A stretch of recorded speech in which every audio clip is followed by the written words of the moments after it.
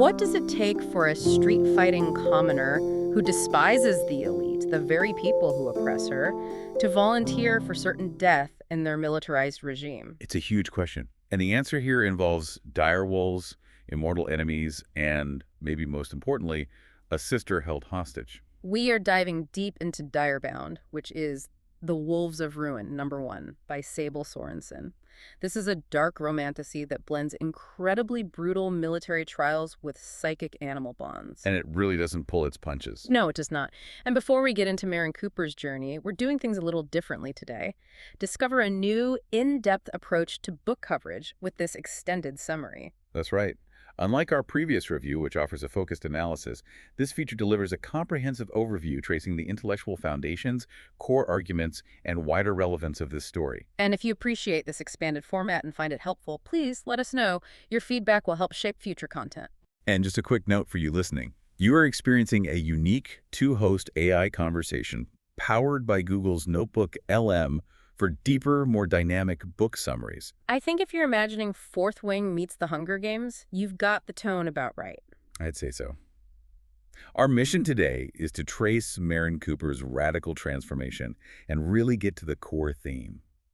How far will she go to rescue her younger sister, Selah, from these immortal vampiric enemies known as the Siphons? Okay, so let's set the stage, because the Kingdom of Stormfrost is so crucial to everything that happens. It really is. It's war-torn, of course, but the biggest conflict is internal. The class stratification is just extreme. You have the nobility and these privileged, bonded riders. The soldiers psychically linked to those enormous direwolves. Exactly. They live in comfort inside the castle walls, and then there's everyone else. The commoners, like Maren's family, who are literally starving in the shadow of that castle. It's a very visual divide. And Maren Cooper is the personification of that divide. They call her the alley cat of the Eastern Quarter. She's streetwise, she's tough. She's a survivor. Juggling laundry work, fighting in illegal street matches for money, all while caring for her sick mother and for Selah. So her hatred for the elite, for the bonded, it's not some abstract political idea. No, it's born from poverty. It's what she lives every single day. But that core identity gets completely upended by a catastrophe. Selah is abducted. And not just by anyone. She's taken across the border by the Siphons. These are the big external threat, ancient, powerful, vampiric beings who see humans as little more than a resource. And this is where Maren, the ultimate anti-establishment fighter, has this chilling realization. The only group strong enough to go after her sister to get to the front lines is the King's Army, the very institution she despises. It's the ultimate devil's bargain. She has to trade her freedom, her beliefs, everything, just for a chance at a rescue. A tactical choice. But she learns the cost almost immediately. The Army has these mandatory lethal bonding trials. This isn't just basic training. It's a call. And it starts with a perilous climb up Mount Wolfsbane. She basically escapes one death trap only to walk right into another. Let's talk about that ascent, because this is where we see Maren's street smarts really shine. This isn't about bloodlines, it's about survival. It's a brutal climb. One slip and you're gone. And Maren doesn't just focus on herself. She sees another recruit, Venna, being attacked by this brute named Jonah, and she steps in. She saves her. And that one act creates an immediate alliance with Venna and her twin, Isabel. It shows her loyalty isn't just for her family. No, it's for anyone being oppressed. But the real test is at the summit. The bonding. This isn't some gentle ceremony where she gets to pick a wolf. Not at all. She's claimed. Chosen by Anassa, a massive, powerful she-wolf. And here's where the story takes a sharp turn. Anassa refuses to speak. Total silence. The psychic bond is supposed to be a dialogue, a connection. Anassa just seals her mind off completely. So Maren has to descend the mountain under this immense pressure, literally tethered to a silent partner she can't understand or trust. It's psychological warfare from minute one. And it isolates her even more during the next 4 months of training at the castle. And that training is designed to break people, especially with her instructor, Stark Therian. Stark is something else. He's cold, he's beautiful, incredibly disciplined, and his sole purpose seems to be enforcing the military machine. He uses public punishment, humiliation, anything to weed out what he sees as weakness. And Maren's lowborn status makes her a constant target. The other trainees look down on her. Her silent wolf is considered feral, an embarrassment. Stark's whole dynamic with her feels like a test. Will she integrate, or will she break under the same class pressure she's always fought against? I think if you step back from it, this whole section raises some really big questions about enforced militarization. It's not just about fighting siphons. It's about forcing these sentient direwolves into being weapons. Exactly. The book is really highlighting the ethical cost of that, especially when the bond itself, Maren and Anas's, is so fundamentally broken. They're being forced into this intimacy for the state. This is a good point for a mindful moment. That trade-off between freedom and safety is a core dilemma here. Remember to check out our YouTube channel, Mindful Moments, offering AI book analysis, summaries, and critiques inspiring reflection and rational thought. It's also valuable for aspiring authors. So Maren is going through these lethal drills, but her true mission finding Selah is always there, just under the surface. She's running a shadow investigation the whole time. And she discovers the rot goes deep. She uncovers the nabbers. These aren't just random kidnappers. No, they're organized human traffickers. They have a whole chain of safe houses, warehouses. A whole system for selling children towards siphon territory, all coordinated by this mysterious hooded buyer. And her investigation forces her to cross a pretty dark moral line. A very dark line. They capture a nabber, and Maren interrogates him. She gets the information she needs, a warehouse location, and then She kills him, consumed by rage. It's a total transformation from a street fighter trying to survive into an assassin bent on justice. that moment really shows she's willing to sacrifice her own soul for this.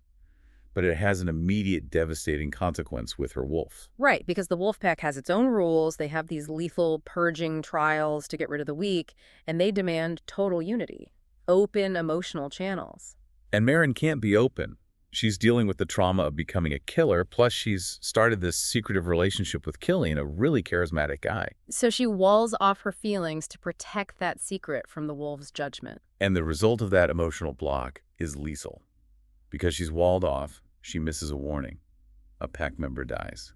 And Anasa is furious. She brands Maren as a weak link, someone who cost a life. The bond was already strained, now it's close to shattering. At the same time, the political stakes keep rising. She goes on these covert missions with Stark, deep into the borderlands. They hit siphon outposts, they inflict casualties, but they never find Selah. Which just confirms the trafficking routes are far more complex than anyone thought. Yeah. It's just this constant feeling of 2 steps forward, 3 steps back, and it just fuels Maren's rage. And that rage is about to find a new target, a devastating one. She returns from a mission, goes to see her family, and finds a horror. Her mother is dead. Killed, but not by a siphon. She was killed in the street by royal guards. And that is the final trigger. Her fury just shifts instantly. It's no longer just about the traffickers or the siphon. It's the monarchy. The system she joined to save her sister has now killed her mother. Her conflict is now purely political. So she commits. She decides on open rebellion and starts planning the king's assassination. Time for the graduation ceremony. She even involves Killian, her secret ally, in the plot. Anasa is also giving this wary, silent input. She's weaving her personal vendetta into a full-blown coup. But just as she's about to become the kingdom's killer, she discovers she's meant to be its queen. It's a massive twist. Through visions and lore, Maren learns she's the lost descendant, the rightful heir of Sturmfrost. Her family, the original royals, were wiped out thousands of years ago. By a very powerful siphon named Alistair Brightwain. This just reframes everything. Suddenly Stark and the wolves aren't just her trainers, they were waiting for her. For the rightful queen to return. She goes from terrorist to rightful monarch in the span of a chapter. But the twists are not done. Not even close. The ultimate, most catastrophic betrayal comes right after this. Stark takes her to see Selah. And for a moment, Maren thinks all her sacrifice paid off. But it hasn't. She finds her sister transformed, siphon-like, rabid, lost. And in that moment of absolute horror, she realizes who is responsible. Killian. Her charismatic ally, her secret lover, the man who helped her plot against the king. He's directly responsible for what happened to Selah. He's tied to the ancient enemy. He might be Alistair Brightbane. Everything shatters. The man she trusted has destroyed the one person she risked everything to save. So the book ends right there, on the edge of a war, a political coup, and Maren's completely broken heart. She's gone from street fighter to reluctant queen, and her greatest enemy wears the face of her closest ally. The book really leaves you with this profound question. Can the pursuit of personal justice ever truly be separated from a large-scale political revolution? Especially when your greatest enemy has been woven into your life as your most trusted friend. It's such a complex knot of morality, history, and betrayal. And it sets up the rest of the trilogy perfectly. The stakes are somehow both epic and deeply, deeply intimate. Absolutely. The way this story layers that intense personal trauma onto the weight of dynastic history makes for a compelling start. Click the link on screen for the in-depth book critique. Subscribe, share, purchase via link, and think rationally. See the many genre-based book podcasts at Mindful Moments. Subscribe and nourish your mind on the go.